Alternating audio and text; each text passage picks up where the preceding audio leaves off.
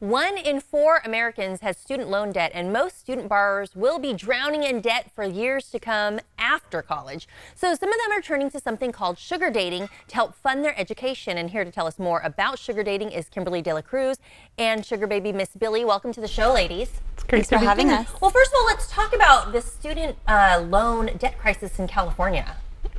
I can talk about that. I did my undergraduate in Utah, where I didn't accrue any student debt at all because it's cheap to live there, but whatever. But coming here to California, I'm a teacher, and for part of the teaching credentialing process, for non-traditional teachers, you basically have to get a master's degree. And living in the Bay Area, working full-time, going to school full-time, I decided instead of taking a second job, I would take out some student loans. Right, and that story is not unique. We always hear about students, having to take out loans, or just, the costs of living are pretty crazy here in California. That's a known fact. Now, so there's this concept, this idea about sugar dating, and some students are turning to do that to help fund or to avoid debt. Talk about how that works. Well, like I said, I work full-time. I'm going to school full-time. I'm enrolled as a grad student, and I don't really have time to pick up a second job. I could if I didn't want to sleep, but I'd like to sleep, I'd like to eat, I'd like to go for runs in the morning, so sugar dating's the way to go. But what is sugar dating?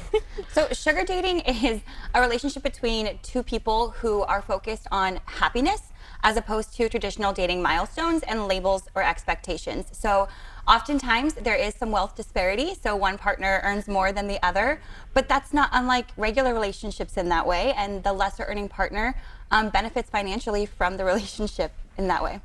And when we talk about sugar dating, someone is specifically seeking this out as they do on a website like Seeking Arrangement, correct? Yes, so they come to our site because they know that they're going to find like-minded people who are looking to date the same way.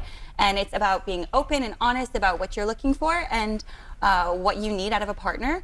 And we know that if you're coming to our site, that's going to happen in the profiles. You're going to be in the messaging right up front. So you're seeking this, this arrangement where you know what you're going there for. Are you also looking for love? I mean, what does sugar dating mean to you, Billy? For me, dating in general just means making connections with people. Connections can come in all sorts of ways. It can come emotionally, it can come socially, financially, it can come physically too. There's all sorts of ways to make that connection. And along with that, there's all sorts of ways to define love that way too. It's 2020, I'm in California, I can define love however I want. True, true. And I'm sure there's misconceptions out there when you hear the terms sugar baby, sugar dating, sugar daddy.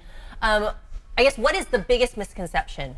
Sure. I think the biggest misconception is that this is some way into sex work or prostitution or escorting, right? Because there can be financial benefits to dating this way, but it's not.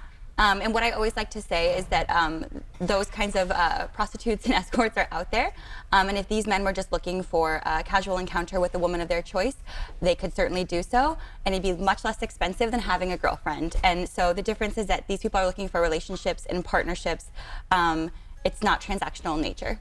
And I guess it really just depends on the two people that end up, making a connection, like what works for them, correct? So do people actually find love this way?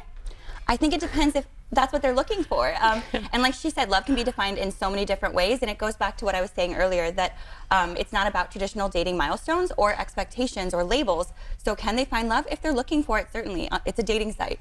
But is that what every member is there for? Probably not. All right. Well, Miss Billy and Kimberly, thank you for coming in and sharing a little bit about the sugar dating epidemic, or what's on the rise. Not epidemic, but what's on the rise for a lot of students that are looking to avoid debt. Thanks for being here. Thanks for having us. This interview involves commercial content. The products and services featured appear as paid advertising.